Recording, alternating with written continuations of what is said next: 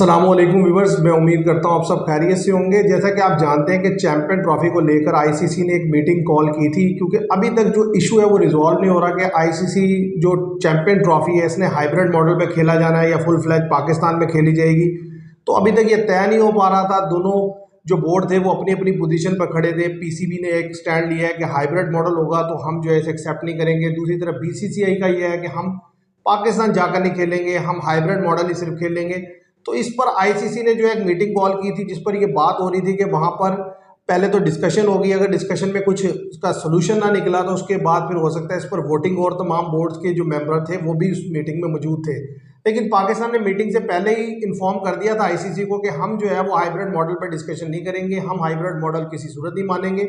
और जब meeting start हुई और आईसीसी ने हाइब्रिड मॉडल पे बात करनी शुरू की तो पाकिस्तान ने अपना वही स्टांस लिया जो पिछले इतने टाइम पीरियड से वो ले रहा है, और उन्होंने फौरन कैटेगोरिकली इनकार किया हाइब्रिड मॉडल पर खेलने से, जिस पर जो आईसीसी है उसने ये मीटिंग जो है पोस्टपोन कर दी और उन्होंने कहा कि हम कल एक बेहतर सोल्यूशन के साथ आएंगे।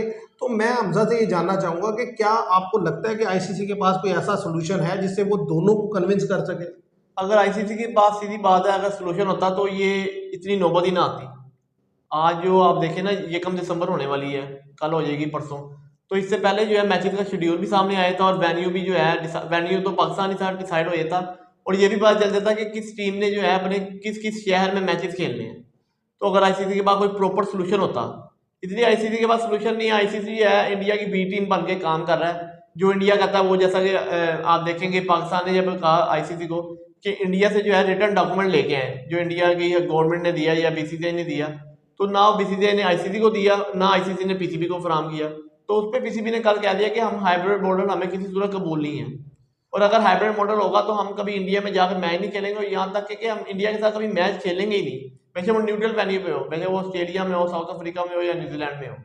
असल में बात यह है कि पाकिस्तान इतने अरसे से देख रहा है, 1996 के बाद पाकिस्तान में कोई बड़ा इवेंट होस्ट नहीं किया, और जब भी पाकिस्तान कोई इवेंट होस्ट करने लगता है कोई ना कोई प्रॉब्लम, कोई ना कोई यानी कि चीज़ आ जाती है तो सामने। इंडिया की कोई ना कोई चीज अच्छा, सामने और आएगी। इस दफ़ा भी ये प्रॉब्लम है कि भाई जिस तरीके से इंडिया ने कहा कि हम नहीं आएंगे, अगर पाकिस्तान इसे एक्सेप्ट करता है तो इट मीन्स कि नेक्स्ट टाइम जो है पाकिस्तान को जल्दी करके एक तो इवेंट मिलना नहीं है, और दूसरी चीज़ ये होनी है कि यानी कि ये हमेशा के लिए इस्टेब्लिश हो जाना है कि इंडिया जो है वो पाकिस्तान नहीं आएगा।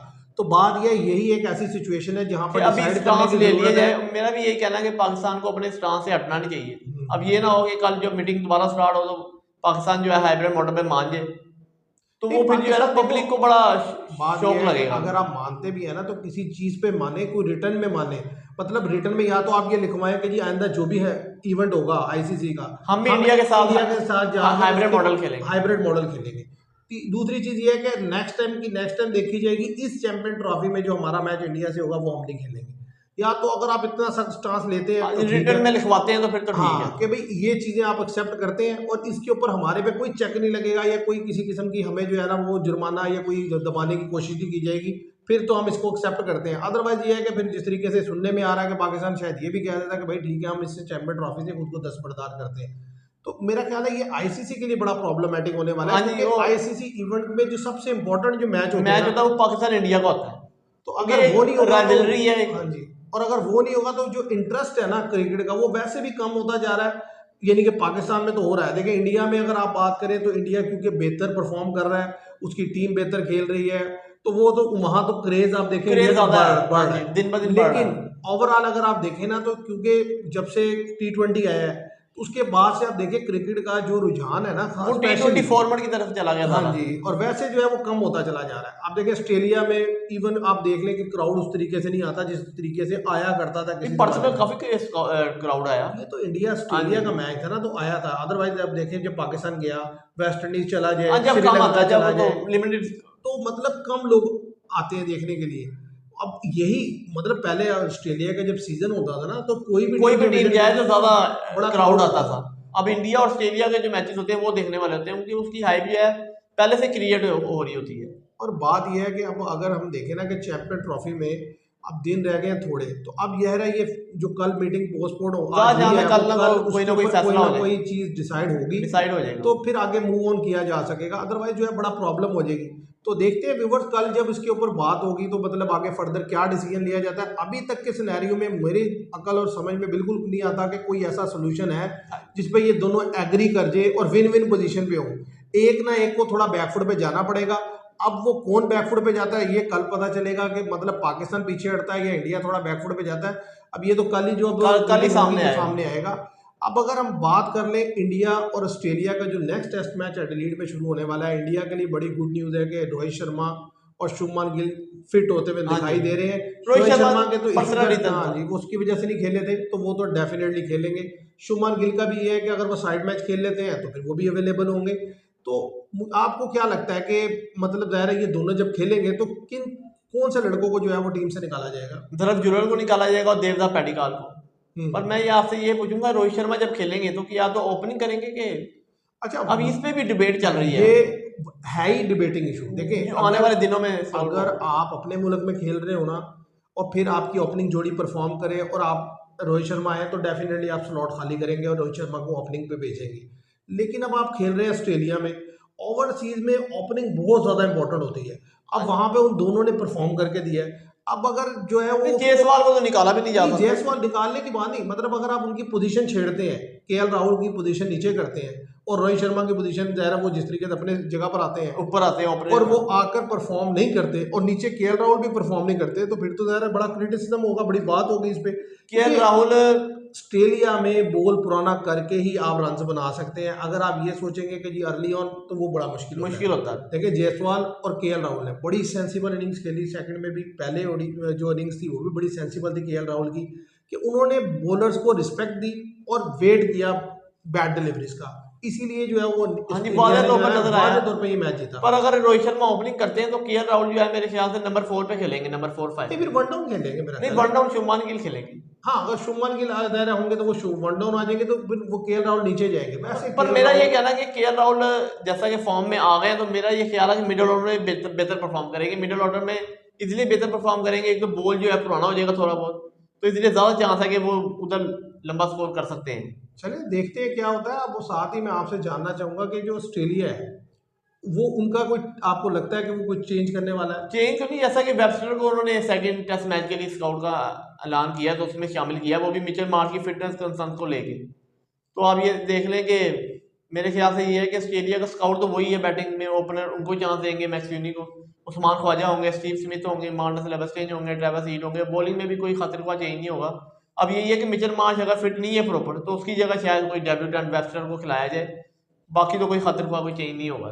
देखिए जो मिचेल मार्श वाला एरिया है ना वो उसको उन्हें बड़ी प्रॉब्लम हुई कैमरन ग्रीन के अनफिट होने से, वरना वो ही खेलते। कैमरन ग्रीन ही खेलते, उन्हें एक बॉलर चाहिए, फोर्थ बॉलर चाहिए है, क्योंकि ये काफी ज्यादा शिद्दत से जो कमी महसूस हुई इस टेस्ट मैच में ऑस्ट्रेलिया जैसा नजर आया कि उसे आप देखें ना कि मेरे ख्याल से ये है कि टेस्ट में जो है 20 विकेट्स लेनी होती है तो उसकी सबसे बड़ी वजह यही है कि 5 बॉलर जो आपके रियल बॉलर हो जो विकेट निकाल सकें। ऑस्ट्रेलिया को सेकंड इनिंग में ये प्रॉब्लम हुई है कि पैट कमिंस ऑफ कलर नजर आए फर्स्ट टेस्ट में, कोई खास हुआ बॉल नहीं कर सके। मिचेल स्टार्क ने पहली इनिंग में बॉल की, दूसरे इनिंग में वो भी स्ट्रगल करते हुए नजर आए। जोश हेजलवुड ने बेहतर बॉल की, उनकी लाइन ऑफ लेंथ बेहतर है, तो नेथन लॉइन वो भी ऑफ कलर नजर आए। अब जब मिचेल मार्श थे वो बस कंटेन कर सकते हैं। पहली इनिंग में तो उन्होंने विकेट ले ली कि विकेट में जान थी, बाउंस था, जैसा कि उन्होंने आप देखें वाशिंगटन सुंदर को आउट किया, फिर ध्रुव जुरल को उन्होंने आउट किया, और सेकंड इनिंग में जितने भी उन्होंने ओवर किए हैं आपको याद होगा जब नीतीश रेड्डी आए तो 3 बॉलों पे 3 चौके उनको लगा दिए। तो इसलिए ये भी मसला है कि मिचेल मार्श से बैटिंग तो आप मजबूत हो जाती है पर बॉलिंग में आपको नुकसान हो जाता है। हाँ, इस पे तो कोई शक नहीं। अब देखते हैं जो डेब्यूटेंट जिनका आप कह रहे हैं कि अगर वो फिट नहीं होते तो मिचेल मार्श की जगह शायद वो खेले, क्योंकि उसके अलावा तो उन्होंने अपनी प्लेइंग 11 ज़्यादा चाहते हैं वही रखेंगे जब उन्होंने स्काउट नहीं बदला। तो अब अगर हम बात कर लें जो दूसरे 2 टेस्ट मैच चल रहे हैं, एक तो जो साउथ अफ्रीका और श्रीलंका का, उसमें बवुमा और मार्को जेनसन दोनों ने मिलकर जो है श्रीलंका की तो कमर तोड़ दी है और बिल्कुल जीत के किनारे पे खड़े हैं। बवुमा ने दोनों इनिंग्सों में शानदार बैटिंग की है और मार्को जेनसन दोनों इनिंग्सों में विकेट लेते हुए नजर आ रहे हैं। पहली इनिंग्स में तो बिल्कुल ही उन्होंने उड़ा के रख दिया। और आपको ये भी बता दूं कि आप देखें बवुमा काफी अरसे बाद आए टीम में और उन्होंने बेहतर परफॉर्म किया। कैप्टन तो हैं टेस्ट में, इससे पहले जो है बांग्लादेश में जब ये गए थे तो मार्कम कैप्टनसी कर रहे थे, तो अब ये बवुमा ने दोबारा कम बैक किया और कैप्टनसी की और खासतौर पर बैटिंग से डिलीवर करके दिया, तो ये उनके लिए एक गुड साइन है कि बवुमा फॉर्म में। अफ्रीका के पास बहुत ही यानी कि बड़ा चांस है WTC का फाइनल खेलने का।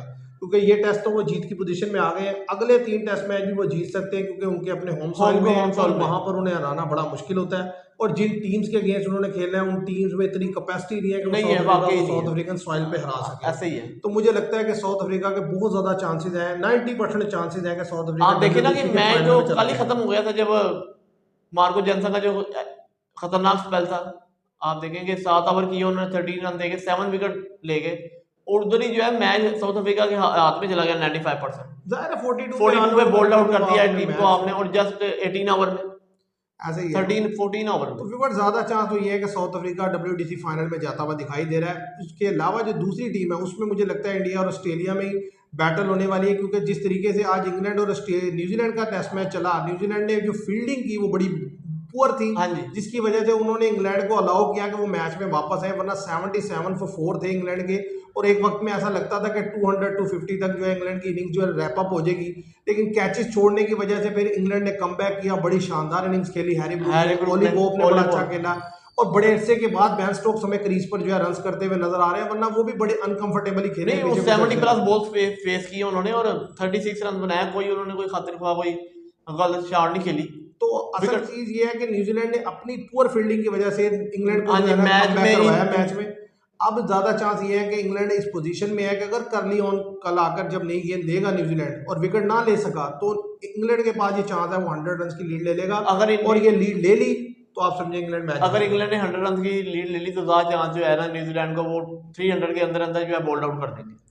तो व्यूवर्स देखते हैं कल जब मैच होंगे तो क्या आगे सिनेरियो चलता है, लेकिन अभी जो WBC का सिनेरियो है उसके मुताबिक इंग्लैंड जो साउथ अफ्रीका है वो हमें वाज़ेह तौर पर जाता हुआ दिखाई दे रहा है फाइनल में। और उसके अलावा जो सेकंड टीम है उसके लिए हम बैटल होते हुए देख रहे हैं, ऑस्ट्रेलिया, इंडिया और किसी हद तक न्यूजीलैंड, उसका पता चल जाएगा इस टेस्ट के एंड में। अगर न्यूजीलैंड ये टेस्ट हार जाता है तो फिर समझे बैटल रह जाएगी दो ही टीम्स के दरमियान, इंडिया और ऑस्ट्रेलिया, जो सेकंड टीम होगी। फर्स्ट टीम तो जो है वो वाज़ेह तौर पर साउथ अफ्रीका दिखाई दे रहा है। तो उम्मीद करते हैं आपको ये वीडियो पसंद आएगी। वीडियो पसंद आए तो इसे लाइक कीजिएगा, शेयर कीजिएगा, चैनल को सब्सक्राइब कीजिएगा। Thank you very much.